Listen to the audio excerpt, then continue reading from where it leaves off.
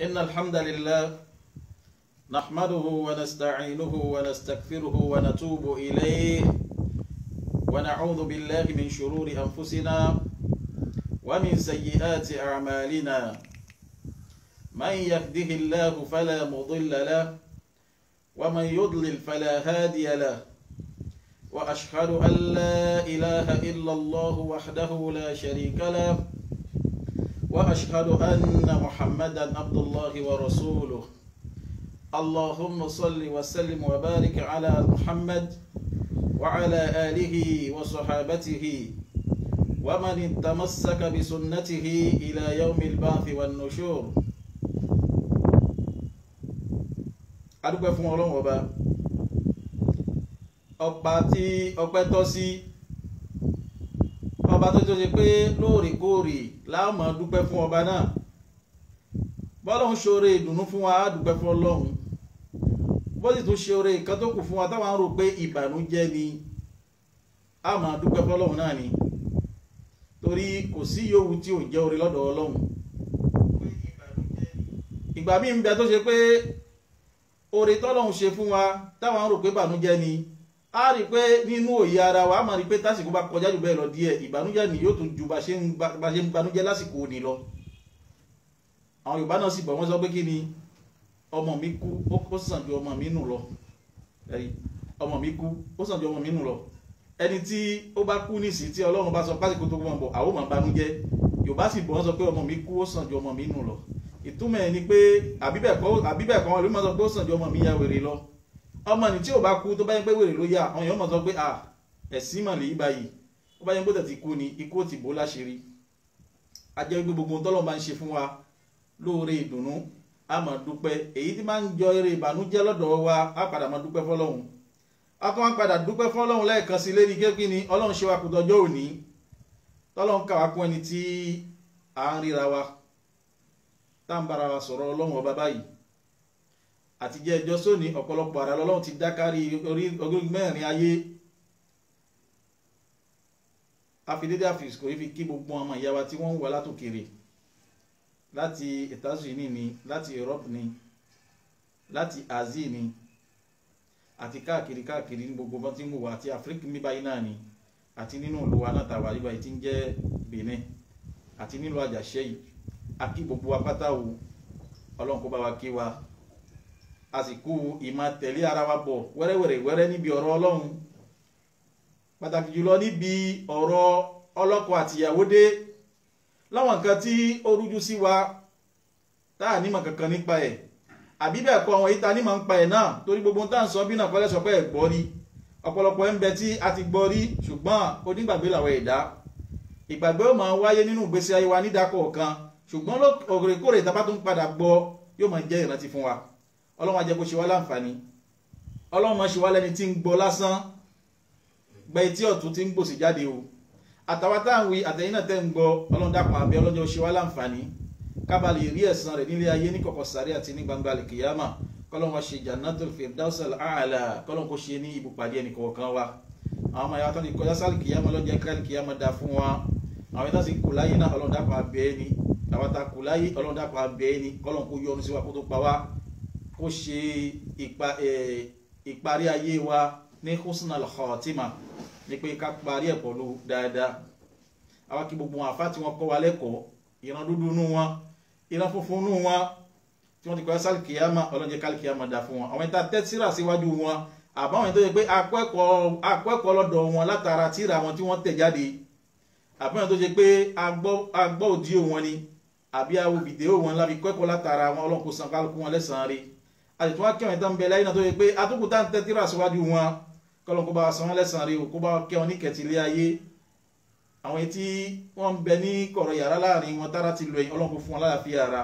àwọn yìí tó sì kú láyé báyìí, Ọlọ́run dákun abẹ́ ni, àwọn tí wọ́n sì kú ní ta gbangba tí wọ́n lọ tí wọ́n ń bọ̀ àlàáfíà ara, Ọlọ́run kó jogún ẹ̀ fún wọn náà. àfi dédé àsìkò yìí náà fi tọrọ fún ọmọ ìyá wa àfọwà pàtàkì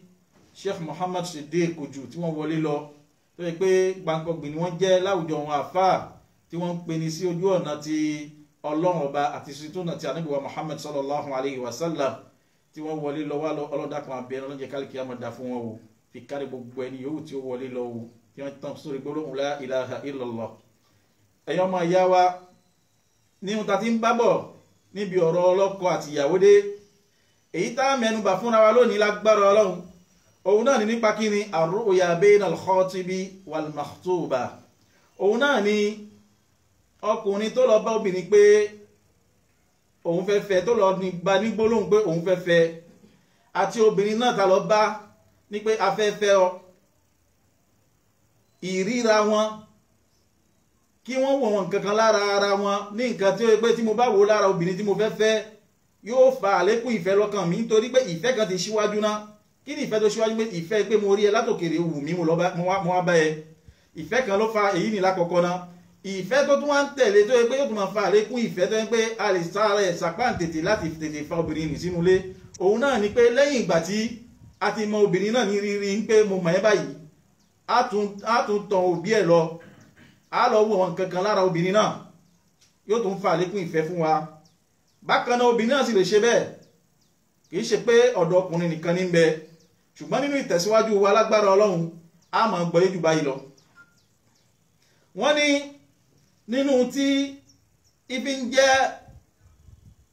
àṣekágbá aṣẹ́, ibi ń jẹ́ pàtàkì gan nínú pé ká lọ bá obìnrin sọ̀rọ̀, òun náà ni pé obìnrin tafẹ́ lọ́pọ̀ bá sọ̀rọ̀ àtàwọn náà tafẹ́ lọ bá obìnrin sọ̀rọ̀ ó yẹ ká ríra wa báyìí, kó má di pé à ń rẹja nínú omi, kó má di pé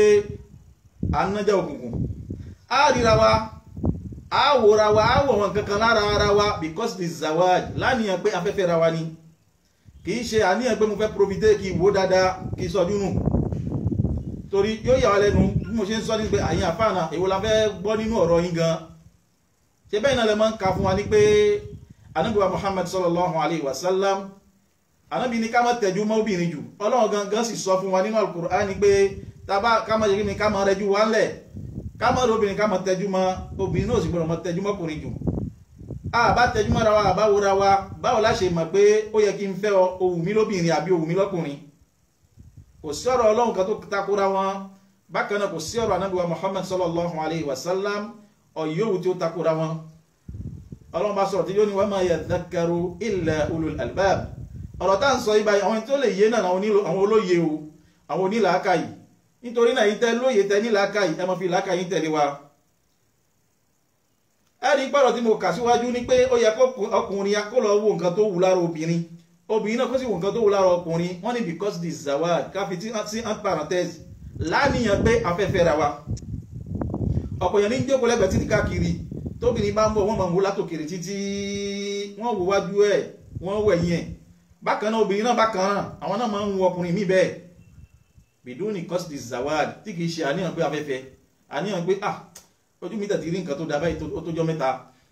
a wà wò á pòfìtì á wò dáadáa yóò sì lọ. kọ́dà ẹni tí máa ń wò wá tí mọ̀ pé à ń wò lágbájá yóò sọ pé wà ẹni tó ń wò náà ṣé ó wò ọ̀fẹ́fẹ́ ní fẹ́kẹ̀ mo ti ìyànjú yìí tó wà nílé tán náà mi ìfẹ́ fẹ́ wò irúfẹ́ tí ẹ ń gbà yẹn ó gbọ́dọ̀ tẹ́jú mọ́bìnrin olóbìnrin, kó fẹ́ kó padà já sí pé obìnrin bẹ́ẹ̀ ó padà wá fẹ́ náà ni wíwò ẹ lásìkò òní kò gbọ́dọ̀ pọ̀jù. torí pé wíwò tá ń sọ̀rọ̀ nípa ẹ̀ lónìí ní pé ọkùnrin tó fẹ́ fẹ́ bìnrin kó lọ wọ̀ nǹkan lá obìnrin, kì í ṣe pé òun náà fẹ́ lọ tẹ́jú mọ́, yóò kàn wò wọn nǹkan kan láàrin ìṣẹ́jú ráńpẹ́ kan láwọn nǹkan tí ó jẹ́ nǹkan títí máa ń tẹ́ lọ́rùn yóò sì padà. wàhíyà mi muqaddimati zawaj, àwọn nǹkan tá ń sọ̀rọ̀ nípa yìí báyìí pé a fẹ́ lọ wo obìnrin àbí bẹ́ẹ̀ kó a fẹ́ wo àwọn nǹkan kan lára ọkùnrin, ó wà nínú àwọn ìtìsíwájú afẹ́ṣègbéyàwó. àwọn kan ní ó pùsẹ̀ wa, àwọn kan ní ó encourage wa tàbí tètè sàpá tètè ní pé kí ni mo fẹ́ fẹ́ ọmọ yìí báyìí, ẹnìkan tí mo lè fẹ́ ni. azawaju wo ni al-mashru'a, ìgbéyàwó tó yẹ pé ó bá tẹ̀sí mu tó wà lérí ìlànà tí ẹ̀sìn. biqawlihi sallallahu alayhi wa sallam min hadith al-Mughira bin Shu'ba qala, látara àwíjàre ibáyìí tí ń jẹ́ hadith Ànábì wa Muhammad sallallahu alayhi wa sallam tí a nàbí ṣàlàyé fún wa ní pé ní àtàrà hadith náà sàábí alápọ̀lẹ̀ ní tán pè ní Mughira ọmọ Shu'ba, òun ní ṣe àlàyé hadith ní fún wa. èyí ní ṣe láàrin Mughira ni àti Ànábì wa Muhammad sallallahu alayhi wa sallam. ó fi yé wa ní pé khatabtu imra'atan min al-ansar faqala li ar-rasul sallallahu alayhi wa sallam anadharta ilayha qultu la qala idhhab wanzur ilayha fa innahu akharra an yu'dam aw yatula al-ashra baynakuma qultu fa ataytu ahlaha fanadhartu ilayha fatazawwajtu biha sallallahu alayhi wa sallam. arákùnrin ni tàbí alápọ̀nlé ní fi yí wa ní pé khatabtu imra'atan min al-ansar ó lóun bá arábìnrin kan sọ̀rọ̀ tó jẹ́ ọmọ wọn nílùú Madina. àwọn ará Madina lárábìnrin èyí ni tí ń túmọ̀ sí pé arákùnrin yìí báyìí òun wà nínú minal muhajirin ń bẹ láàrin àwọn ará Mẹ́kà tí wọ́n ṣe hijira lọ sínú Madina. ó wá rí arábìnrin kan nínú àwọn ará Madina tí arábìnrin yìí ó wù lóbìnrin. Ànábì wa Muhammad sallallahu alayhi wa sallam Ànábì wa ń bi ní pé ìgbà tó arábìnrin náà tó sọ̀rọ̀ fún fẹ́fẹ́ ǹjẹ́ ó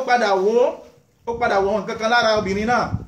Sàábé ní fi yí wá pé rárá òun òun kankan lára òun kàn rí bóun ṣe rí tó wò òun kàn sọ pé òun fẹ́fẹ́ náà ni. gbogbo ìgbésẹ̀ yìí báyìí ó ti ń bọ́ sí ìgbésẹ̀ pé kì í ṣe pé kò lọ pàdé ẹ̀ lọ́nà kó má sọ fún bóyá ṣé aṣọ ẹ̀ mo fẹ́ wo gbá mo fẹ́ wà wò rárá o. abẹ́rẹ́ bẹ́ẹ̀ arákùnrin náà fi yé wa sàábé alápọ̀nlé ní fi yẹn pé arábìnrin wa sọ fún ní pé kó padà lọ kó lọ wo arábìnrin tó fẹ́fẹ́ kó wọ nǹkan tó wù lára arábìnrin náà tí ó máa jẹ́ ìfẹ́ fún un tí ó máa lékún ìfẹ́ rẹ̀ lọ́kàn ara rẹ̀ nítorí pé àwọn nǹkan wọ̀nyí tó bá rí tó wù ẹ́ lára obìnrin pé irúfẹ́ obìnrin tí mo ti máa ń tọrọ ọ̀dọ̀ Ọlọ́run bá òun ni èyí ni ó fà tó yẹ pé àjọṣepọ̀ wo àti ìyàwó rẹ̀ yóò dán mọ́ àjọṣepọ̀ wo àti ọkọ rẹ̀ yóò pẹ́ pẹ́pẹ́. lẹ́yìn náà kọ́ o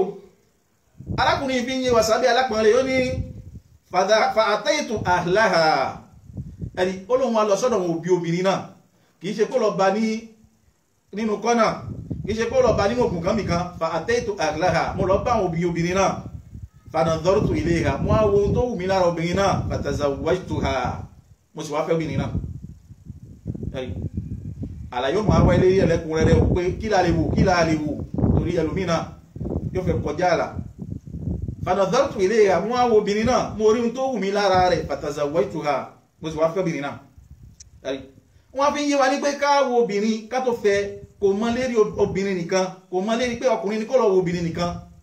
kó wá jẹ́ pé obìnrin ó wà di afọ́jú òun oníwò kan lára ọkùnrin èyíkéyìí tó bá bóbìnrin yóò kàn gbà fún náà ni kò rí bẹ́ẹ̀ nínú Islam o. wa innama huwa haqqu thabit lil mar'a kadhalik ẹ̀tọ́ kan ni tó fẹsẹ̀ rinlẹ̀ fún obìnrin náà gangan pé òun náà lè wo ohun tó wù lára ọkùnrin.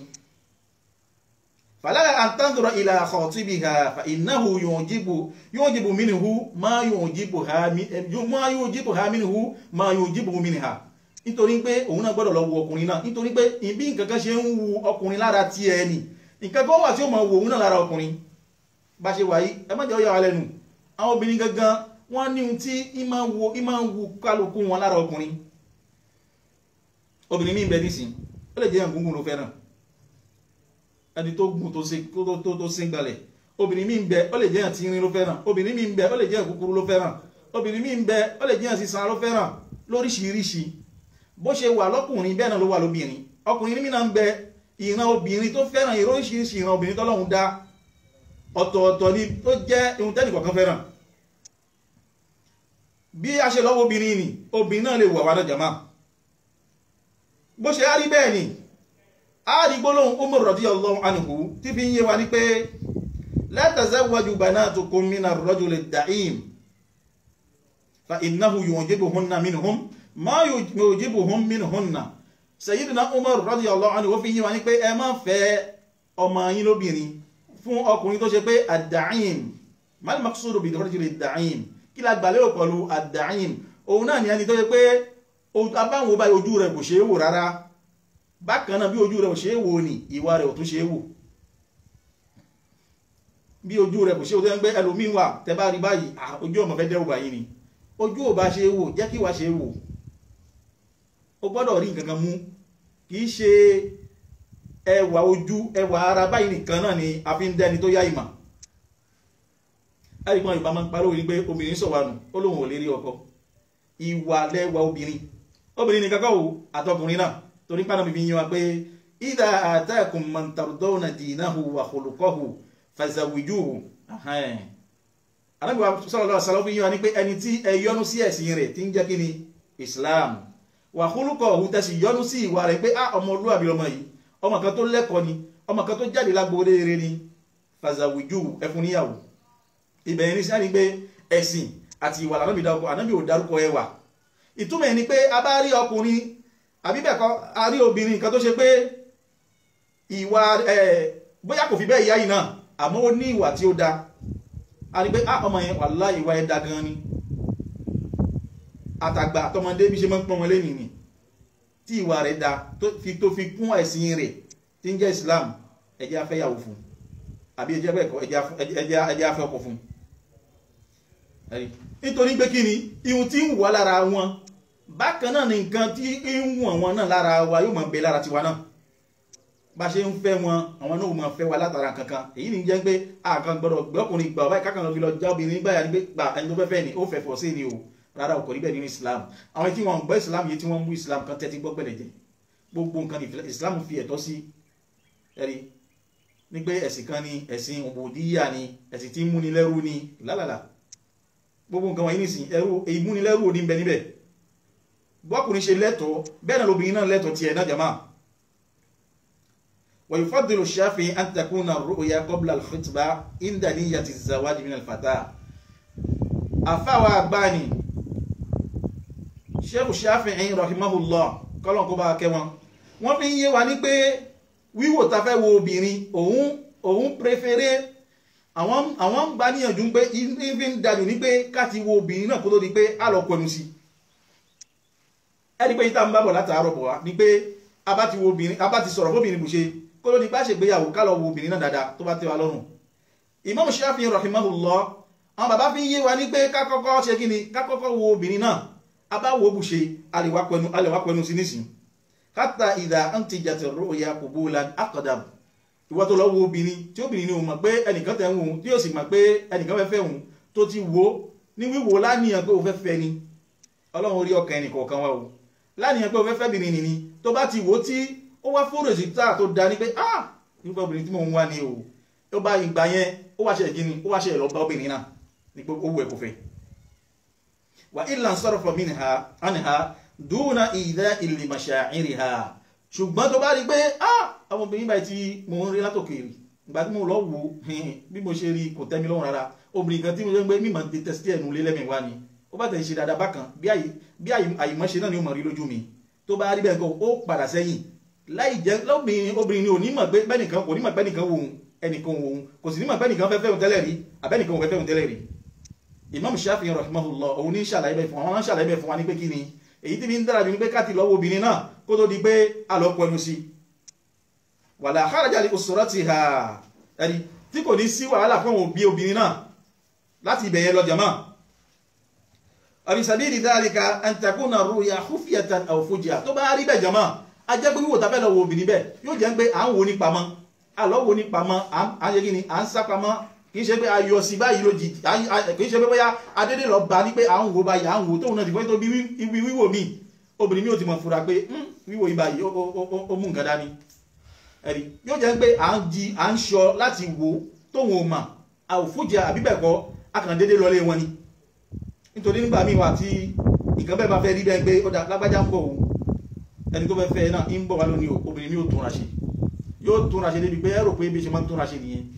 ká lọ bá obìnrin lérí bó ṣe wà tabi'iyyan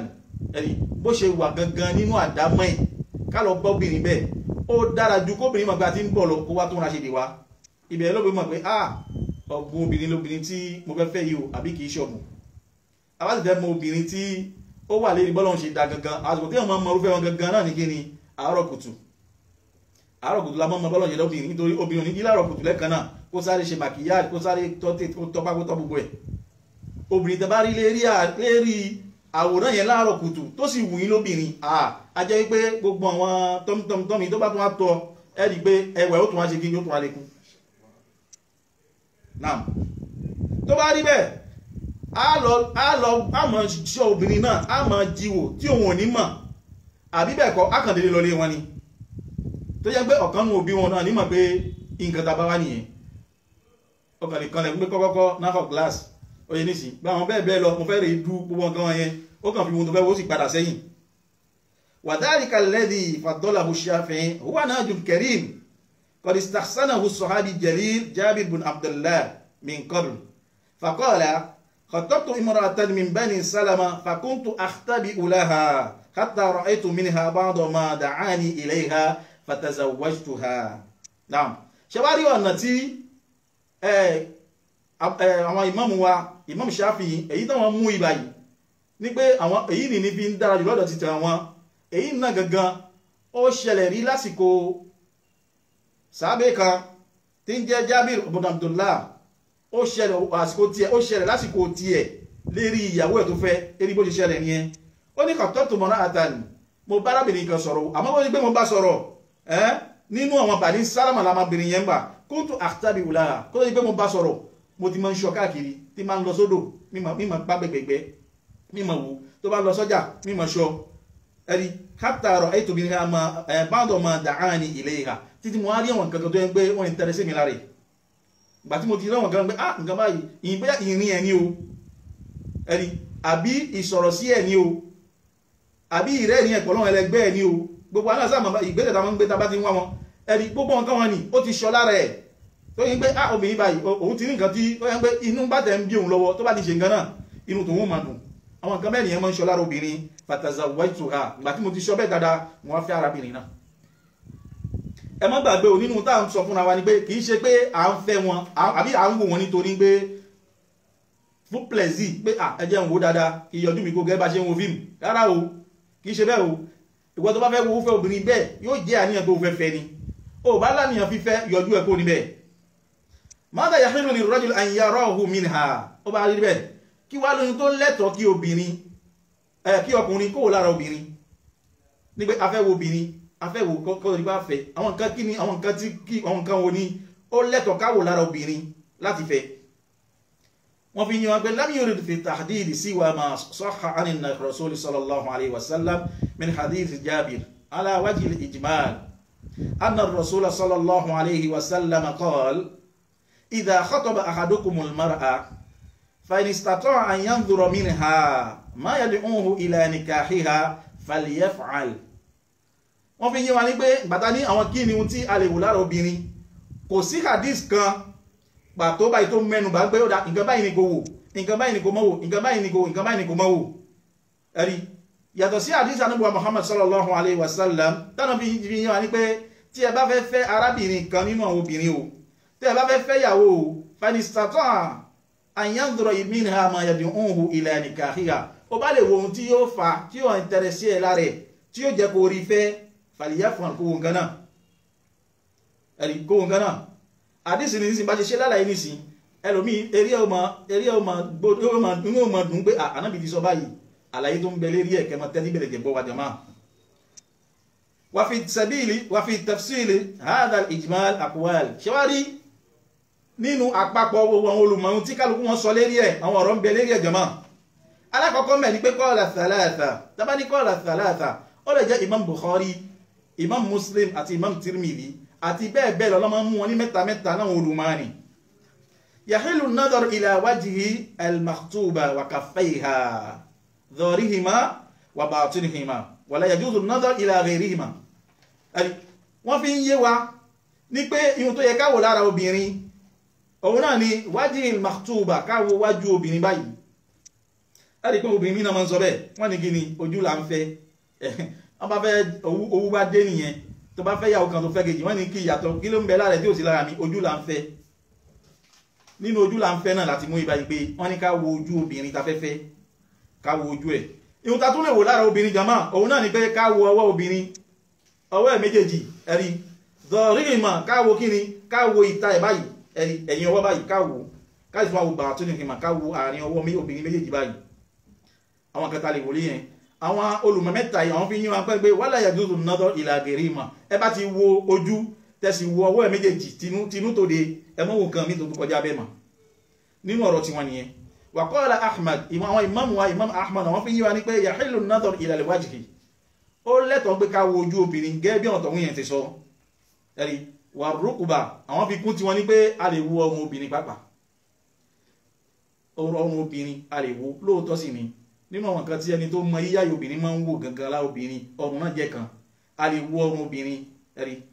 wal kaffayni ila al-mirfaqayn,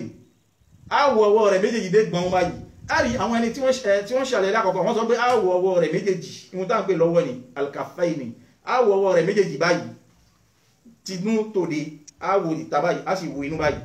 àmọ́ Imam Ahmad rahimahullah àwọn fi yé wa ní pé a lè wo ojú ẹ̀ a sì lè wo ọrùn ẹ̀ a sì tún a lè wo ọwọ́ ẹ̀ kò ní mọ ní bíbáyìí nìkan àwọ̀ débi gbọ́n báyìí ọwọ́ méjèèjì àwọ̀ débi gbọ́n báyìí tá máa ń ṣàlọ̀ aládé báyìí wal-qadamaini ila as-saqayni àwọn ìmáàmù fi kún fún wa ní pé kọ́dà àwọ̀ ẹsẹ̀ láti ẹsẹ̀ gangan fi dé erunkún rẹ̀ Imam Ahmad àwọn fi ń ṣàlàyé bẹ̀ fún wa faqad sahha indahu min riwayat Abdurrazzaq wa Sa'id ibn Mansur anna Umar radiyallahu anhu khataba ila Ali radiyallahu anhu ibnatahu Kulthum èyí tí wọ́n jẹ́ proof tó jẹ́ delil tí àwọn mú wá níbi pé a lè wo àwọn ibi tí mo dárúkọ yìí òun náà ni pé ní àrídájú láti ọ̀dọ̀ àwọn sàábítà kàwàkàlẹ̀ yìí Abdurrazzaq àti Sa'id wa Mansur ní pé Sayyidina Umar radiyallahu anhu wọ́n fi yé wa ní pé àwọn sàábí alápọ̀nlé ni khataba ila Ali radiyallahu anhu ibnatahu Kulthum ọmọ Ali radiyallahu anhu ọmọ ẹ̀kan jẹ́ Kulthum ọmọ ni wu Umar radiyallahu anhu láti fẹ́ Umar wá ṣàlàyé fún Ali radiyallahu anhu ní pé ọmọ Kulthum ó wù mí láti fẹ́ òun fadhakara lahu sigaraha Ali wá fi ń yé bàbá Sayyidina Umar ní pé ọmọ yìí sì kéré díẹ̀ ẹ̀yí faqala ab'ath li biha ilayk Ali kanáà tó sọ bẹ́ẹ̀ wá ń sọ pé mí fi ọmọ náà ránṣẹ́ sí ẹ ìrẹ́ Umar ọmọ mi tó fẹ́ fẹ́ Kulthum mí fi ránṣẹ́ sí ẹ ń bá fi ránṣẹ́ sí ẹ fa in radita fahiya imra'atuka fa in radiyat fahiya imra'atuka tí ọmọbìnrin náà ó bá yọnu sí fífẹ́ tó fẹ́ fẹ́ ǹjẹ́ ó di obìnrin rẹ̀ nìyẹn ó di ìyàwó ẹ̀ nìyẹn ìtumọ̀ ẹgbẹ́ tí ọmọbìnrin náà ó bá yọnu ó di ìyàwó rẹ̀ nìyẹn bàbá wọn tàbí ha ilayhi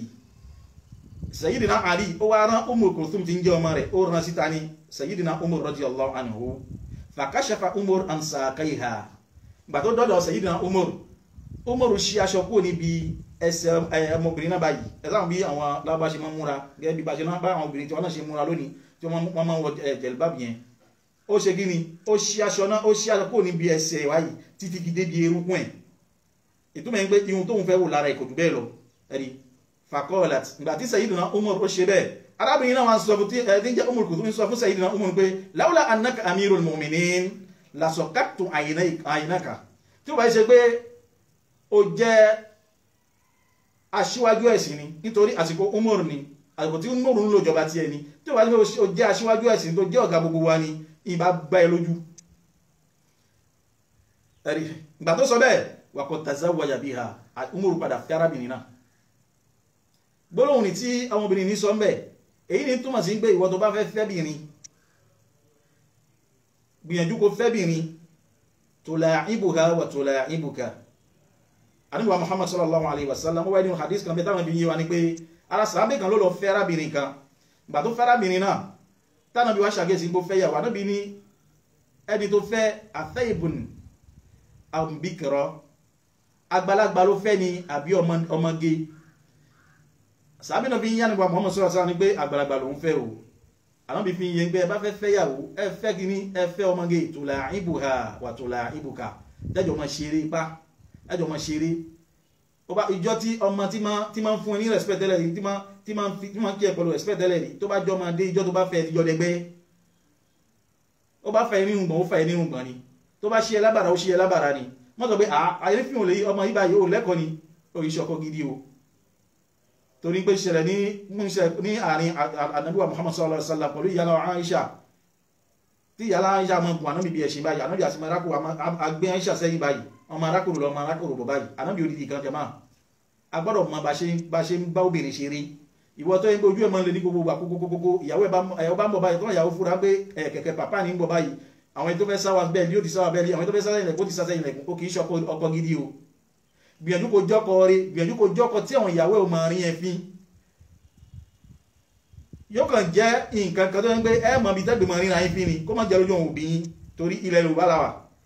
ìyàwó bá pé ọkọ ẹ̀ lórúkọ lójú àwọn ìyá wa lójú àwọn bàbá wọn ní ọkọ ẹ̀fín tó jẹ́ pé kò sí nǹkan tí ó bàjẹ́ bẹ́ẹ̀ nínú Islam ó bá rí bẹ́ẹ̀ ẹ bá dára lọ́tọ̀ ẹ máa ṣeré pa yín ẹ máa ríra yín fín ẹ bá àpọ̀ náà òbí yín kẹfì gíní sí kẹfì tó sí. arábìnrin náà fi ń yẹ Sayyidina Umar nígbà tí ó bá ṣe pé ó jẹ́ aṣíwájú ẹ̀sìn ni ìbá gbá ẹ lójú. Umar padà fẹ́ ìgbà tí ó ti ṣí ẹsẹ̀ rẹ̀ tó ti rí nǹkan tó rí níbẹ̀ pé èyí bá ìwú mi lóbìnrin ó sì fẹ́. Naam. واستجاز بعض الفقهاء التوسل في الرؤيا إلى ما يحقق المقصود منها فلا بأس أن يراها على الحال التي يراها عليها أبوها. ẹ̀rí àwọn àpapọ̀ àwọn onímọ̀ fíkíù àwọn tó ń fi ń yé wa ní pé ó tún lẹ́tọ̀ọ́ ní pé ká tún tẹ̀síwájú nínú ihun tá lè wò lára obìnrin títí ó fi rí nǹkan tó wù ẹ́ ihun tó gbà lérò tó fẹ́ wò lára obìnrin ní ti dáadáa ó fi rí nǹkan náà lára ẹ̀. Kò sí nínú láìfí ní pé kí ni kó rí obìnrin lérí ìṣesí tó wà lásìkò tí ń wà pẹ̀lú àwọn bàbá rẹ̀. Ẹ rí pé àwọn ẹni tí ó jẹ́ ìwọ̀ fóbìnrin tóbìnrin ò lè fẹ́ obìnrin lè ṣírílẹ̀ láàrin ó lè ṣírílẹ̀ lọ́dọ̀ wọn. Ẹ rí ó lè wọ nǹkan tó wù lọ ní àárín wọn láàrin bàbá ni o àwọn ẹ̀gbọ́n ni o àwọn àbúrò ni o. Ẹ rí gbogbo wọn nìyẹn tí ó pé wọn lè fẹ́ èèwọ̀ ló jẹ́ fún wọn láti fẹ́ obìnrin bẹ́ẹ̀ obìnrin ó lè wọ wọn kankan láàrin wọn tí nǹkan tí kò lè wọ̀ jáde. Wọ́n sọ pé kìí ṣèwọ̀ ni pé obìnrin tó fẹ́ kó lọ kó tún wá rí lérí ìṣesí ni ẹni àbí bẹ́ẹ̀ kọ́ ọ̀kan nínú wọn ni tó yẹ pé kìí ṣe bàbá ẹ̀ kìí ṣe àbúrò ẹ̀ kìí ṣe ẹ̀gbọ́n ẹ̀ àmọ́ pẹ̀lú bẹ́ẹ̀ náà o lè fẹ́ kìí ṣe ọ̀kọ̀ bábì níbẹ̀ ẹni tó bá rí bẹ́ẹ̀ kọ́ o kama yahilu lahu an-nadhar ila mawadi' al-jamal adh-dhahira minha fa innahu yahilu kadhalika an yata'arrafa ala aqliha. Wọ́n ní gẹ́gẹ́ bó ṣe yẹ ní pé ká wo àwọn àyè kankan bí pé awo ojú awo ọrùn awo ọwọ́ méjèèjì tinú tẹ̀yìn àtúnwòdé ibi ìgbọ́n awo ẹsẹ̀. Wọ́n ní gẹ́gẹ́ bó ṣe tọ́ pé ká wo àwọn kan wọn ní lára obìnrin ta ní àníyàn pé afẹ́fẹ́ ni o bákan náà ló yẹ ká tún wo làákàyè obìnrin ó yẹ ká wo làákàyè obìnrin ta fẹ́fẹ́ kó má jẹ́ obìnrin kan pé aláàbọ̀ làákàyè ni ẹ̀rí bí kóbìnrin máa jẹ́ bí alágànná ó bá ṣe báyìí lónìí nìsí yóò ṣe báyìí lọ́nà ọmọ yìí ti tún bẹ̀rẹ̀ ẹ̀dákùn ẹ̀tìlẹ̀kùn wo ààrẹ lọ́bá obìnrin bẹ́ẹ̀ gbafẹ́fẹ́ ẹ̀rí kó má bá dáná sí wa lọ́rùn ẹ̀rí wà malamiku shakhsiyya bis-sihha átùnwò pé iṣẹ́ nìkan tó lálàáfíà yàtọ̀ sí àlàáfíà gbé ṣé kìí ṣe pé yẹ mọ́ yìí átùnwò àlàáfíà gbé ṣé kìí ṣe nìkan tí máa ń dákú tí máa ń dájí gbogbo wọn kan wọn ni a gbọ́dọ̀ gbìyànjú ká ṣọ́ lára obìnrin àyímá ṣọ́ nǹkan ní lára obìnrin gbà míì ní máa ń fà tó yẹ pé á fẹ́ obìnrin tán kò ní tọ́jọ́ kò ní tóṣù á jẹ́ kí ni á sọ pé àfẹ́yàwó ma ẹ̀rí wal-julusu ma'aha a tó lè jókòó pọ̀lú obìnrin tafẹ́fẹ́ ó yàtọ̀ sí ìjókòó tí àwọn èèyàn ń jókòó tí kò bá ìsìlámù mu ẹ máa gbọ́ mi dáadáa obìnrin tafẹ́fẹ́ a lè jókòó pẹ̀lú ẹ̀ báwo la ṣe jókòó pẹ̀lú ẹ̀ a lè wàhíyá fi zayha ash-shar'i obìnrin tafẹ́fẹ́ yóò múra dáadáa ìmúra ìsìlámù á fi jókòó pẹ̀lú ẹ̀ ó lọlé wọn nísìn nǹkan kò gbọ́dọ̀ dáwà pọ̀lú obìnrin náà pọ̀ pé yàrá ẹ̀ nìyẹn ó wọlé ọjọ́ ẹ̀kálẹ̀ ò mọ́ ń bẹ Fatima yàrá ẹ̀ nìyẹn ó wá wọ yàrá Fatima ẹ bá ti rẹ̀kùn mara yín nǹkan kò yẹ bẹ̀ ìwọ tó fẹ́ jókòó pọ̀lú obìnrin tó fẹ́ fẹ́ ẹnì tó jókòó sànú bàbẹ́ ẹnìkan sì gbọ́dọ̀ ṣìkẹ́ ìta yín níwọ̀n ara lé rẹ̀ ìyá ẹ̀ lè wà ń bẹ̀ bàbá ẹ̀ lè wà ń bẹ̀ àbí àkọ́kọ́ jẹ́ jókòó la gbolé kí gbogbo ojú gbogbo kó tó yín dáadáa pé kò sí nǹkan tí ń ṣẹlẹ̀ láàrin yín ó yẹ yín nísìn a lè jókòó bẹ̀ pẹ̀lú obìnrin abájọ́ bẹ́ẹ̀ pẹ̀lú obìnrin bákan náà kọ́ o a tún lè jáde ká jáde lọ pẹ̀lú obìnrin tafẹ́fẹ́ àmọ́ ìjáde tafẹ́ jáde pẹ̀lú obìnrin ni ẹnìkan nínú àwọn eléèwọ̀ rẹ̀ yóò bá wa jáde bí a bí pé a fẹ́ lọ ra oúnjẹ níbi kan wá sí mi ká lọ ra oúnjẹ níbẹ̀ ẹnìkan gbọ́dọ̀ sì kẹta yín o gbọ́dọ̀ pé kẹ̀kẹ́ dé gba ọ̀lẹ́ kan náà kó sọ pé ó yá mi jókòó sí kẹ̀kẹ́ kó sì jókòó sí kẹ̀kẹ́ kẹ́ lọ gbọ́n bí ẹ̀mí ìyá láró kẹ́ tó wá padà lásìkò tó wù yín èyí ló pọ̀ jù láyé ìsinísìn àwọn òbí obìnrin wọ́n mọ̀ sọ pé akú ti mẹni tí ń fẹ́ àti mẹni tí ń fẹ́ kò mọ̀ sílẹ̀ jẹ̀mọ́ àti mẹni tí ń fẹ́ náà ìyọ̀ǹda gbé kóhun pọ̀lú ẹnìkan kájọ ọmọ jáde lọ kájọ ọmọ bọ̀ kó lọ ẹgbẹ́ òní sàmdì nísìn ní máa wà lọ́dọ̀ kò pẹ́yìn àbí máa wà lọ́dọ̀ kíní kan kò lẹ́tọ̀ọ́ nínú Islam jẹ̀mọ́ ọ̀rọ̀ tí ì débi ọ̀rọ̀ pé kó máa lọ lo weekend lọ́dọ̀ aláfẹsọ́nẹ̀ àbí kíní kan àbí wọ́n jọ jáde lọ́bì kan ní kò tí ì mọ débẹ̀ wọ́n lè jọ jáde téèyàn kó sì kẹta wọn lára ní ara alẹ́ arábìnrin náà yóò jẹ́ ara alẹ́ arábìnrin náà tí yóò sì kẹta wọn tí nǹkan àṣetọ́nù ní fi wà ní wọn jama náà wọ́n fi hàn pé àrùyà bayna al-ma'i wa at-tafrit káwọ obìnrin ní ká wora wa nínú pé wíwo ìbàdàn fẹ́ fa kíkọ̀ àbí bẹ́ẹ̀ kọ́ àṣejù fẹ́ wọnú ẹ̀. wa min thamma la yanbaghi lil abi al muslim an yamna ru'yata ibnatihi liman yuriduha sadiqan. ẹni tó yẹ pé lódodo ní ń wá obìnrin ní ń wá ọmọ náà kó fẹ́ fẹ́ lódodo àwọn náà sì rí gbèsè tí ń gbéngbé lóòótọ́ fẹ́ fẹ́ ni wọ́n ní kò lẹ́tọ̀ọ́ fún bàbá obìnrin kó wá sọ pé òní wo ọmọ mi ó dijọ́ igi kó tó mọ̀. wọ́n ní kò lẹ́tọ̀ọ́ fún bàbá obìnrin kó sọ bẹ́ẹ̀ o tó bá jẹ́ pé lódodo ló fẹ́ fẹ́ làwọn náà sì rí gbèsè kọ́dà bó ṣe ń wá gan lára ó tún fi àwọn èèyàn ránṣẹ́ ó fi bàbá ránṣẹ́ ó fi ẹ̀gbẹ́ ránṣẹ́ ó yẹ ẹ wá ẹ̀rí àwọn ọ̀nkìlẹ̀ wá pé ọmọ wa yìí ó wù wá fọmọ wa ìgbà òtẹ́yìn náà sì rí gbèsè bẹ́ẹ̀ irúfẹ́ bàbá ni tó bá já sí pé ọkùnrin náà wá ṣe tán ní sọ́lọ́hún fẹ́ wò wọn kankan lára obìnrin náà bàbá ìyàwó gbọ́dọ̀ kọ̀ pé kó má wò bàbá obìnrin ni kò gbọ́dọ̀ kọ̀ fárakùnrin ní pé aláyọ̀ ò ní wò fún ẹni tó bá gbẹ́sìn yé jama. bákan náà bàbá obìnrin tá ń sọ̀rọ̀ pẹ̀ ibà yìí kò tún wá gbọ́dọ̀ gbà wọ́n láyè jù kó yẹ pé àyè tó gbà wọ́n ni wọ́n tún wá kọjá àlà nígbọ́dà kò bú ẹwọlé kẹlọ wúra yín ẹ̀rí àṣejù gbọ́dọ̀ wọ́n mẹ́ kò sì gbọ́dọ̀ fi ilẹ̀ kò gbọ́dọ̀ fi obìnrin náà lẹ̀ kó máa lọ lóhun nìkan gẹ́gẹ́ bá ṣe wí fún yín síbi tó wù wọ́n láì jẹ́ pé ẹnìkẹ́ ìta kan bẹ láàrin wọn. èyí ni ló pọ̀ tó wọ́n ọ̀dọ̀ wá ń ṣe lónìí jọ̀mọ́ kọ́lọ̀ kó ṣamọ̀nà wa nítorí pé áàkì bàtà dáríkà laysat ma'muna ihun tí máa ń tẹ̀yẹ̀ yọ kì í ṣe ìgbà tí máa fi ní lọ́kàn balẹ̀ ó fi ọmọ ẹ lóbìnrin àti ọkùnrin tí ń wa òfilẹ̀ òfin wọn lè jáde lọ ihun tí wọ́n padà ṣẹlẹ̀ gbogbo àná làmú bí ibi tí wọ́n padà parí ẹ̀ akànfura ni inú ẹwo àṣìgbọ́yẹ̀ ẹ̀sìn o ẹwo ohun tá à ń pè ní àjàhálà ihun tá à ń pè ní òpè àìmọ̀kan ibi tí ń bá wa dé o tó bá rí bẹ́ẹ̀ tá bá rí àmì kan lára obìnrin náà báyìí pé bóyá bẹ̀rẹ̀ sí ní bì ní àbí kí náà ní ṣe òun náà ní àbó nǹkan òun náà ní màmá àyò ní adúpẹ́ ìyàwó sọ pé adúpẹ́ fọlọ́hún ọpẹ́ kí lẹ́nu dúpẹ́ fọlọ́hún kò tí ì kan ọpẹ́ fún dúdú fọlọ́hún nítorí pé ẹ̀yin lẹ gba oṣù láàyè lèṣù fi ráyè wà rí wọn àníṣe ẹ gbọ́dọ̀ fi ọkùnrin tí ń wọ́ ọmọ yín àti obìnrin tó jọ ọmọ yín ẹ gbọ́dọ̀ fún wọn méjì nìkan lẹ́ẹ̀kan máa jẹ lọ bí bó ṣe wù wọ́n àmọ́ lọ́dọ̀ tí nǹkan bá di dáadáa ní Ọlọ́run ṣe kò mọ ọkùnrin méjì ṣé òun náà ni adúpẹ́ ọpẹ́ kọ́ torí pé oyún ni kò wáyé gbọ̀nà tó yẹ kó wáyé sí agbọ́dọ̀ gbìyànjú kárí pé ẹni tí ó gbàbálẹ̀ ọmọ wa yóò jẹ́ ẹni tó fẹ́ ìjọ ìgbéyàwó ni wọ́n gbàbálẹ̀ ọmọ wa ìmọ̀ ń ṣẹlẹ̀ nígbà mi fẹ́ ń gbé àbálẹ̀ ó kò lára ọmọ kó tó di pé ọmọ ó so igi ó lè jẹ́ àsìdán kan ní ó ṣẹlẹ̀ àyíbẹ̀kọ́ àwọn ọmọ atẹ́gbọ́n lọ lérẹ̀ lómi sport mi lè fàdó ẹ́ pé àbálẹ̀ obìnrin mi yóò kò lára ẹ̀ tó bá rí bẹ́ẹ̀ jọmọ́ lẹ́sẹ̀kẹsẹ̀ tó bá ṣẹlẹ̀ bẹ́ẹ̀ ẹ jẹ́ àgbìyànjú ká gba sẹ̀tìfíkà kan ká lọ gbàwé kan fún lọ́dọ̀ ọ̀dọ̀tò ní pé ọjọ́ báyìí nǹkan báyìí ṣẹlẹ̀ sí sábà bí báyìí ló sì fà á ń ṣẹlẹ̀ bẹ́ẹ̀ lọ́wọ́n ìlú kan tí ọmọ bóyá ó ṣàtìdán ni àbí kankan ṣẹlẹ̀ tí àbálẹ̀ fi kó lára ẹ̀ wọ́n gbàwé nílé ìlú tó wọ́n gbàwé lọ́dọ̀ ìjọba Ministère de la Santé wọ́n gbàwé ń bẹ̀ ìwé yẹn yóò máa jẹ́ olùjẹ́rìí ẹ̀ níjọ́ tí wọ́n bá so iyì pọ̀lú ọkọ tó bá fẹ́ padà fẹ́ tọkọ ni ò bá nílé ọ̀dọ̀ tí wá nílé báyìí nìsín abanílé o àbánílé o à ń fẹ́ lọ náà ni ní àwọn ilẹ̀ Lárúbáwá ẹgbẹ́ ènìyàn bá fẹ́ pè wọ́n sọ pé yabnal halal ya bintal halal bá ṣe mọ́ nǹkan ni ẹ ọmọ halal ìtumọ̀ pé ọmọ tó ń gbé abáyẹ ẹ̀ nílé àwa la gbà balẹ̀ lára ayé ẹ̀kẹ́ lára bíbí ọmọ pè wọ́n ní ibn halal ọmọ haram ó pọ̀ lọ́dọ̀ tí wá ní báyìí o lóòótọ́ ìyàtọ̀ tó ń bẹ láàrin pé ẹni tó ti lọ́kọ kan rí ohun àtọkọ̀ kan kọra wọn àbíbẹ̀kọ̀ ọkọ̀ kú sí ó wá fẹ́ ọkọ mi ó bá fẹ́ ọkọ mi ọmọ tóun náà tó bí ọmọ tó bí ní tó ń gbé wọ́n so igi dáadáa ọmọ halal lòun náà àmọ́ ohun táwọn wí nígbà yìí ni pé ẹni tí ò tí ì lọ́kọ rí sẹ́ kò lọ́kọ rí dépò ń pé ọkọ ó kú sí rí àbí ọkọ ó kọ rí kọkùnrin kó máa bà nílé àbùkù ńlá ni o kódà kìí ṣe nínú Islam nìkan àwọn kìtì kan bẹ tó ń gbé nǹkan bẹ́ẹ̀ wọn bá láàyè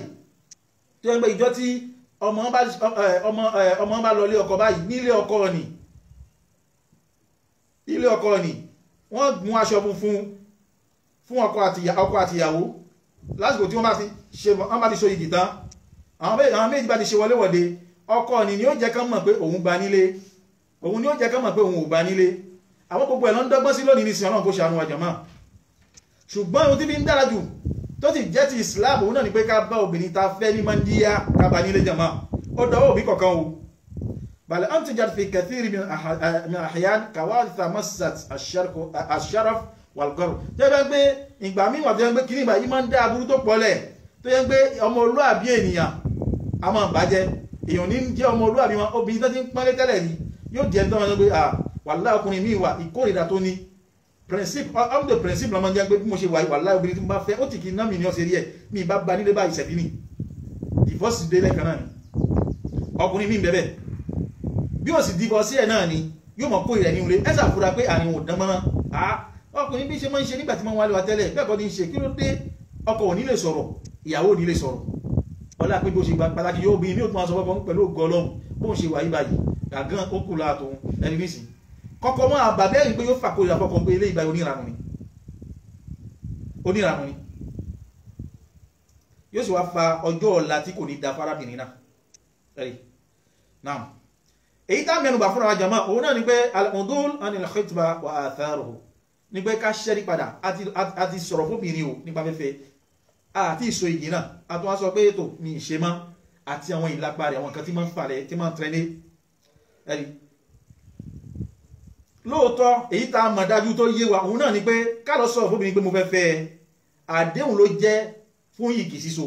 mo fẹ́ fẹ́ ìtumọ̀ ẹ̀ ni pé lẹ́yìn mo fẹ́ fẹ́ igi ní tẹ̀lé àdéhùn kan ní gbóòrùn pé mo fẹ́ fẹ́ ó jẹ́ ẹ̀rí kò sì wáyé ṣe pé mo fẹ́ fẹ́ tí a ti sọ yẹn ó jẹ́ nǹkan tó yẹ pé fọ̀ọ́sí a máa ń sọkọ́ ẹ̀rí kìí ṣe tó yẹ pé fọ̀ọ́sí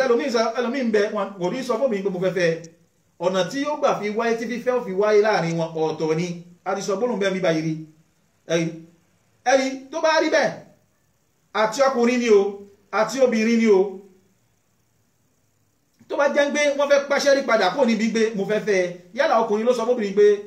ó ti sọ fóbìnrin lánàá pé mo fẹ́ fẹ́ tó tó wá sọ pé ó dà kò burú mi ìfẹ́ mọ́ àbí obìnrin náà ló ti gbà fọkùnrin tẹ́lẹ̀ rí tó náà tó wá sọ pé mi ìṣe mọ́ dákùnmọ́ lọ́nà tiẹ̀ tó bá rí bẹ́ẹ̀ ó yẹ kó ṣe pé ẹni tó sọ pé òun ò ṣe mọ́ káwọn pé kí ló fà tó dí ò ṣe mọ́ ká mọ̀ nílẹ̀ burúkú jama ó yẹ ká wò láti ọ̀dọ̀ àti ọ̀tún àti òsì ẹni yóò tó bá ṣáájú sọ bẹ́ẹ̀ ó yẹ ká wò pé kí ló fà á nítorí pé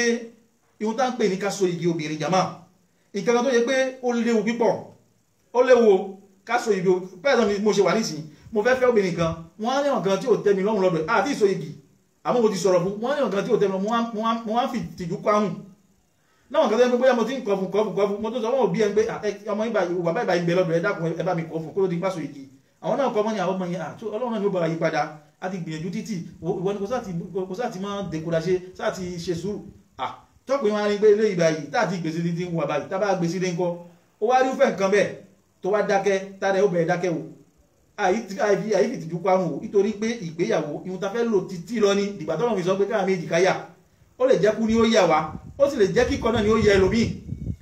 látara bẹ̀yẹn tó bá ní ohun tí yóò mú ẹ̀ṣẹ́ rí padà mọ́ tìjú àti sọ ẹni torí pé àwọn méjì tó bá di pé àwọn méjì wọ́n gbára wọn wọlé pé mo fẹ́ fẹ́ tí wọ́n náà sọ pé mo gbà tí ń bẹ láàrin àwọn méjèèjì nǹkan ńlá ni tó ṣe pàtàkì jama ṣùgbọ́n a bá sọ pé ṣíṣẹ́ rí padà kó níbi pé mi ìfẹ́yàwó mọ́ àwọn kankan tó tẹ̀lé ẹ̀rí láti ọ̀dọ̀ ọkùnrin àti ọ̀dọ̀ obìnrin àwọn kankan tó tẹ̀lé kí àwọn kan náà fàhálì yu'awwadul madar an dararihi min at-tarf al-akhar lápèjúwe nísìn èmi ni mo síwájú sọ fóbìnrin ní pé mi ì ṣe mọ́ bí mo ṣe síwájú sọ fóbìnrin ní pé mi ì ṣe mọ́ tí obìnrin ni ó wá kó sí ìbànújẹ́ ṣé nǹkan kan wà tí mi fi tánà fún ni ṣé nǹkan kan wà tí mi fi dé dọmajé ẹni àwọn àlàyé náà yẹn jama in kana al-udul bi sababin dhati laysa lil-'adil fihi siwa al-ghuzuf an at-tarf al-akhar fala yutalibu al-'adil bi 'awati an ad-darar an-nashi bi istimal haqqihi fi al-'udul tó bá jẹ́ pé mo ṣe wà ní sí mo sọ fóbìnrin ní pé wo arábìnrin ibi tí a bá dé ìbáyìí àti ìsọ igi o khitba nìkan láti ṣe akọ́kọ́ sọ̀rọ̀ fúnra wa ni ó wá di pé wọ́n rẹ̀wọ̀n ìwàsí kan tí ń dékúráṣẹ́ tí mo ti ń lè padà níbẹ̀ tí ó padà sẹ́yìn mo á mújọ́ mo sọ pé ibi tọ́rọ̀ ìdé yìí nìsín kò dájú pé a lè tẹ̀síwájú mọ́ tí kìíní ìrún wa ń fa ìnira fóbìnrin nì wọ́n ní kò sí nǹkan kan tí mo lè fi dé tọ́májí ẹ̀ kò sí nǹkan tí mo lè ṣe fún ẹ̀rí wa in kana al-'udul bi sababin muftali liyasuqu bihi al-'adil addu lahu falmudar an yutalibu bi adwi aw asabahu tó bá jẹ́ pé kíkọ̀ tí mo ṣe ṣẹ́rí padà lójijì pé mi ṣe mọ́ ni tó bá lọ já sí pé kì í ṣe pé bóyá mo rí ìwà burúkú ọ̀rọ̀ kọ́dọ̀ ọmọbìnrin náà ìwà ẹ̀ dá gbogbo ẹ̀ tẹ́ mi lọ́rùn àmì mi ti wá rí nǹkan mí nǹkan tí mo ti tún vize wọ́n á ṣe bẹ́ẹ̀ fóbìnrin ni a gbọ́dọ̀ wá gbogbo ọ̀nà láti dédommagé ẹ̀ a gbọ́dọ̀ wá gbogbo ọ̀nà láti apaiser cœur rẹ̀ a gbọ́dọ̀ ṣe pé a gbọ́dọ̀ gbé ìbànújẹ́ sí lọ́kàn nítorí pé òun gan ni dúró òun fẹ́ lọ́kọ yàtọ̀ sẹ́ni tí ń hùwà tí ò da àbí ń ṣe kan tí ò da tá a sì ń kọ̀ọ̀kú tí ò gbọ́ tóun náà ti máa ń gbé bí ṣe ń ṣe yí báyìí ọba yàtọ̀ kò sígbà tí kálukú wà ní mú ọ̀nà ẹ̀ abẹ́rẹ́ náà wọ́n fi ń yé wa ní pé hadaya al-khutba àwọn kàdó àwọn ẹ̀bùn tá máa ń ṣe fúnra wa lásìkò tí a bá bára wa sọ̀rọ̀ ìfẹ́ kìí ṣe tí igi o mo bá obìnrin sọ̀rọ̀ nísìnyí pé owó ẹ̀ mo fẹ́ fẹ́ tó sì gbà fún mi mo máa ń lọlé wọn ìjọ kí ra ago fún ìjọ kí ra bàtà fún ìjọ kí ra sáàkì fún ìjọ kí ra kìíní kan gbogbo kìíní wọ̀nyẹn a mọ̀ pé kò tí ì kan ìgì rárá tó bá rí bẹ́ẹ̀ náà ni gbogbo ó bá rí bẹ́ẹ̀ fàgálì stars tó lè hádìá iná al-khutba tó bá já sí pé mo sọ ọjọ́ kan ní pé mi ìfẹ́ obìnrin mọ́ ẹ̀rà ibi ni mo ń rà nǹkan fóbìnrin tó bá jẹ́ pé mo sọ pé mi ìfẹ́ obìnrin nì mọ́ kọ́dà àti ìsò igi omi ìfẹ́ mọ́ ṣé mi tún gba nǹkan mi padà àbí bẹ́ẹ̀ kọ́ obìnrin náà ló sọ mi pé ó dá obì tí mo ṣe léyìí òun ò fẹ́ mi mọ́ ṣé mi tún gba nǹkan mi padà lọ́dọ̀ ẹ̀ wọ́n fi ń yé wa bẹ́ẹ̀ dhahaba Shafi'iyya Imam Shafi'i wọ́n fi ń yé wa ní pé ila anna lil khatib an yastadi hadaya sawa'a kanat qa'ima am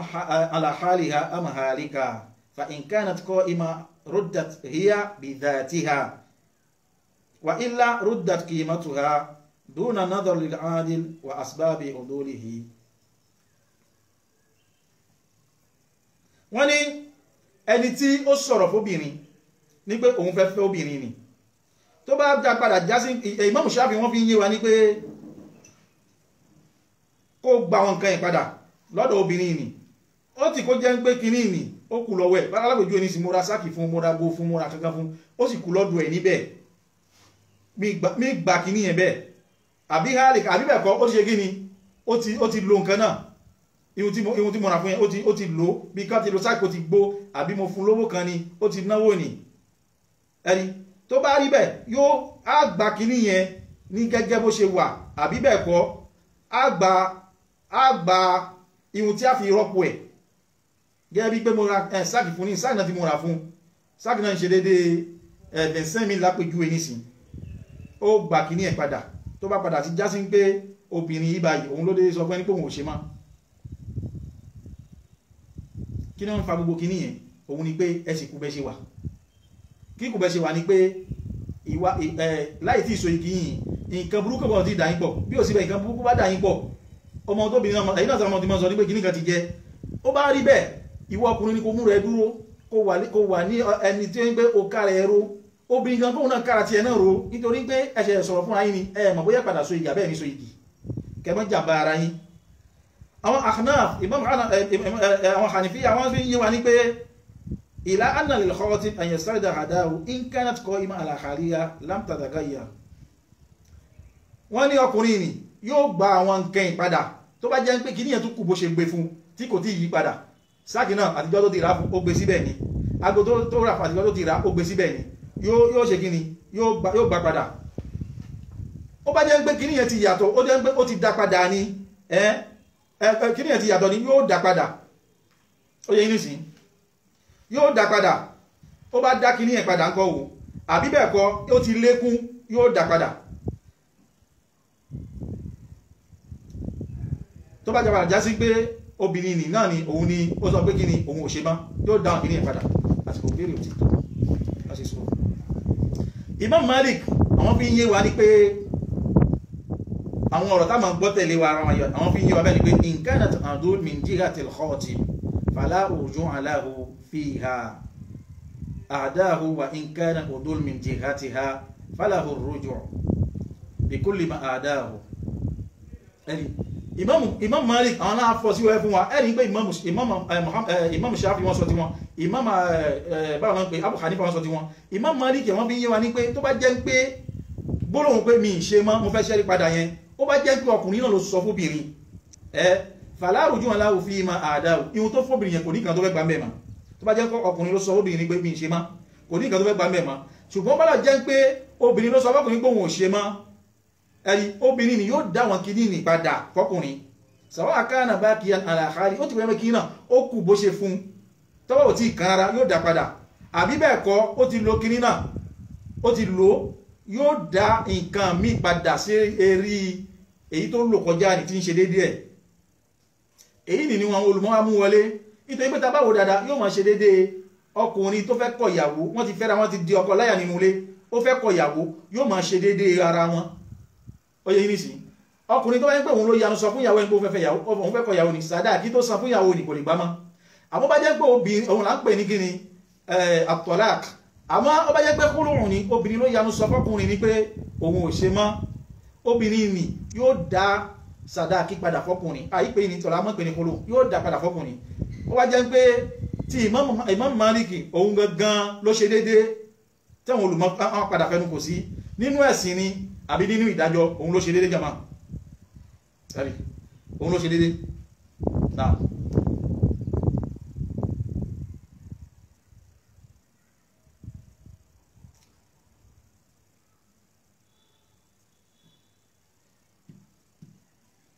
ìsìdádù al-mahru al-madfun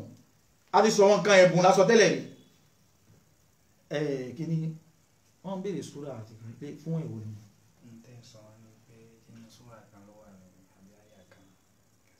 ok a mọ̀ tẹ̀síwájú náà now àwọn tó ti sọ sàdáàkí fóbìnrin ó wá fẹ́ gba sàdáàkí ẹ̀ padà sàdáàkí ní ó fẹ́ gbà padà wọ́n ní idha kana al-khatib qad dafa'a al-mahra kullahu aw ba'dahu ìwọ tó jọ́kọ ó ti san sàdáàkí yálà ó san gbogbo ẹ̀ ní o àbí ó san apá kan nínú ẹ̀ ó san gbogbo sàdáàkí ẹ̀ ní o àbí ó san apá kan nínú ẹ̀ falahul haqqu fi istidadihi wọ́n ní ó lẹ́tọ̀ọ́ àti ṣe kíni àti gba sàdáàkí ẹ̀ padà o nítorí pé sàdáàkí tó san ni ó san torí nǹkan kan ni nítorí pé kíni ó san torí igi ni ó san sàdáàkí àmọ́ ẹ̀ tí ìso igi ni tí nǹkan mẹ́wàá ṣẹlẹ̀ ó gba sàdáàkí ẹ̀ padà ó bá sì ti lo sàdáàkí náà ni ó gba nǹkan kan rọ́pò sàdáàkí náà nítorí pé igi tẹ́fẹ́ so kò dọ́gba mọ́ ó gba nǹkan kan rọ́pò sàdáàkí náà fa innal mar'ata la tastahiqqu shay'an minhu nítorí obìnrin kò ní ẹ̀tọ́ sí kankan níbẹ̀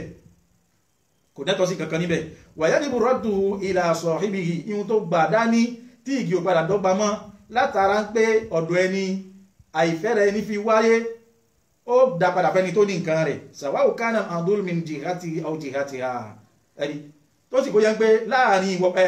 ọkùnrin ló sọ pé òun ò fẹ́ mọ́ ni àbí ìwọ ló sọ pé òun ò fẹ́ ọkọ mọ́ ni qabla zawaj kúrò ní pé ẹ so igi ìgbà tí igi ò ti dọ́gba mọ́ yẹn ọkùnrin ló yanu sọ fún ẹni pé òun ò fẹ́ mọ́ ni o ó dá sàdáàkí ẹ̀ padà fún ìwọ ló yanu sọ fọkùnrin ní pé òun ò ṣe mọ́ ni o ó dá sàdáàkí ẹ̀ padà fún dandan kó dá padà jama ó bá padà já sí pé almarul mustahlik sàdáàkí ni ó ti lò ẹ̀ tí so igi àmọ́ ó ti lò sàdáàkí náà إذا حدث أن المرأة قد اشتريت المهر بالمدفوع الجهاز كله أو بعضه ó ti fi ra wọn kan bóyá gbogbo sàdáàkí náà ló fi ra kan ni àbí apá kan sàdáàkí náà ó tàbí ti fi ra wọn kan lóríṣiríṣi ṣá tó bá jẹ́ pé ẹni tó sọ pé òun ò fẹ́ ìyàwó mọ́ ọkùnrin ló sọ bẹ́ẹ̀ ni o ẹ̀rí wọ́n ní ó bá rí bẹ́ẹ̀ obìnrin náà ó ní ṣúwà tó fẹ́ ṣe nínú kó jẹ́ pé ihun tó fẹ́ dá padà náà yóò dá padà ní owó gẹ́gẹ́ bọ́n ṣe gbé fún lówó ní pé sàdáàkí ẹ̀ sán mi fún ni òun dání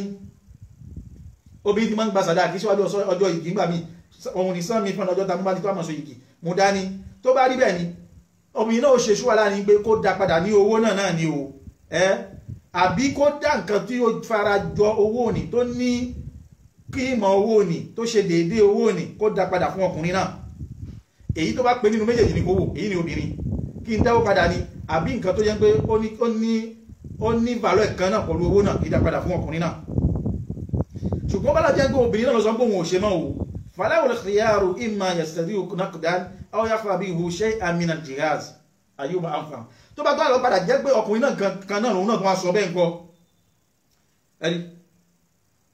ẹ̀bí obìnrin náà pàpà ló tó wá sọ bẹ́ẹ̀ kó ló di pé aṣọ ìdí ẹ̀ obìnrin náà gangan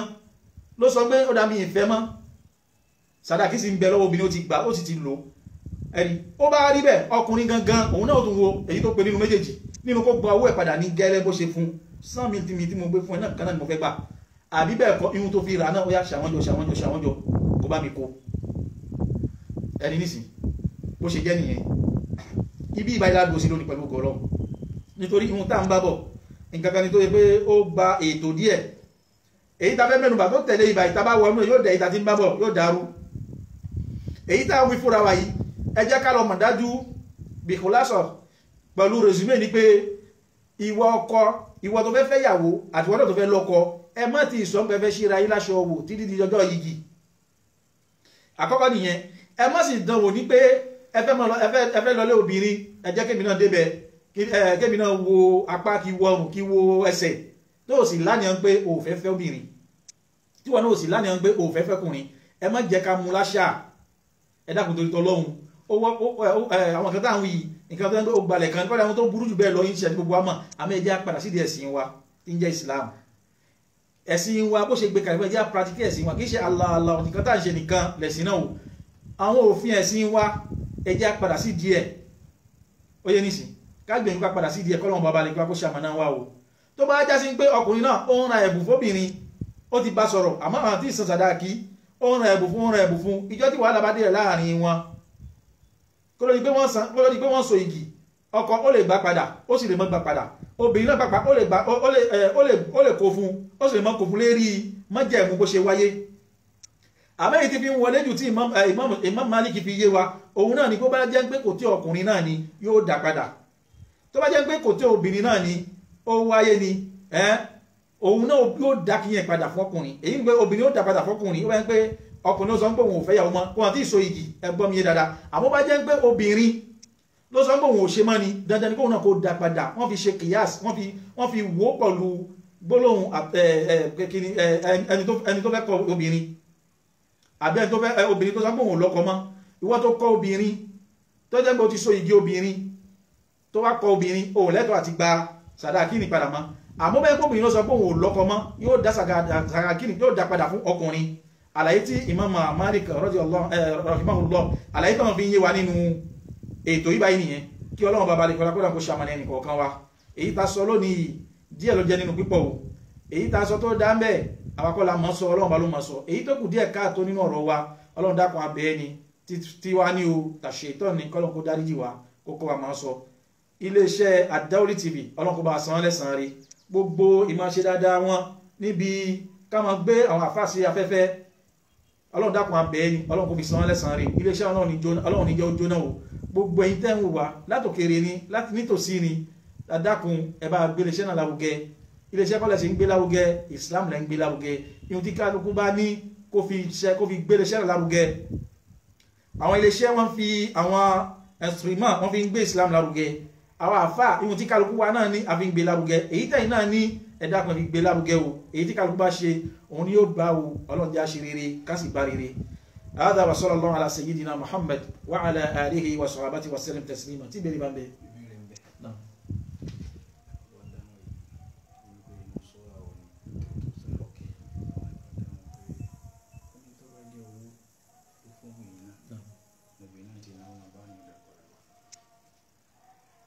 et si c'est l'argent et puis elle a déjà profité cet argent. Naam.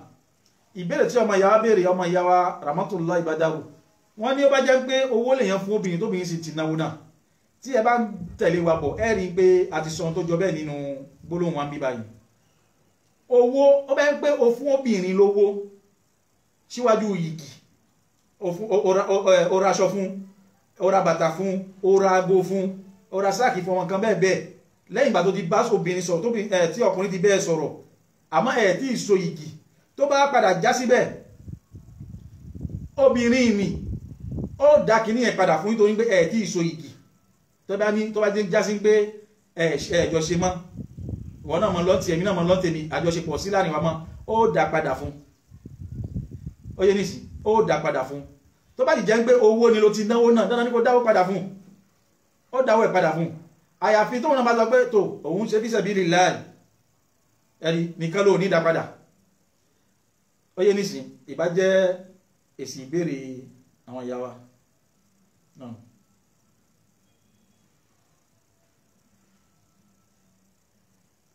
èwo tó ń béèrè gbé sínú súra wo ni wọ́n béèrè pé àyà ni àbí súra èwo nìyẹn ohun tẹ́ ń sọ nípa ọ̀rọ̀ tẹ́ ń bá bọ̀ náà ni. ohun tá à ń bá bọ̀ kò sí súra kan tí ń bẹ níbi tí a mẹ́nubà lọ́jọ́ òní o ṣùgbọ́n àwọn hadith ń bẹ níbẹ̀ tí jẹ́ hadith sahih tí tí a mẹ́nubà hadith Ànábì wa Muhammad sallallahu alayhi wa sallam